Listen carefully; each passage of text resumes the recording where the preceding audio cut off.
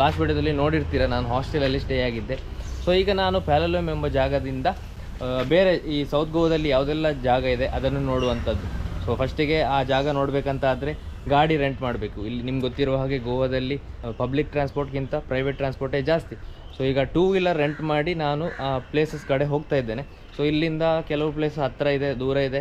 So butterfly beach ಆಗಿರ್ಬೋದು, cliff view point ಆಗಿರ್ಬೋದು, ಕೋಲೋ beach ಆಗಿರ್ಬೋದು. ಸೊ ಆ ಕಡೆ ಎಲ್ಲ ಹೋಗ್ತಾ ಇದ್ದೇನೆ.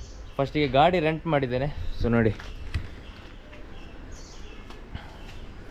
ಸೊ ಇದೇ ಗಾಡಿ ರೆಂಟ್ ಮಾಡಿ ಈಗ ಇಲ್ಲಿಂದ ಹೋಗುವಂಥದ್ದು. ಸೊ ಬನ್ನಿ, ಹಾಗಿದ್ರೆ ತಡ ಮಾಡೋದು ಬೇಡ, ಸೌತ್ ಗೋವನ್ನು ಎಕ್ಸ್ಪ್ಲೋರ್ ಮಾಡಿ ಬರುವ. ಈ ಸೌತ್ ಗೋವಾದಲ್ಲಿ ಯಾವುದೆಲ್ಲ ಬೀಚಸ್ ಇದೆ, ಯಾವುದೆಲ್ಲ ಡ್ಯಾಮ್ ಇದೆ, ವಾಟರ್ ಫಾಲ್ಸ್ ಇದೆ ಅಂತ ನೋಡ್ಕೊಂಬರೋಣ ಬನ್ನಿ.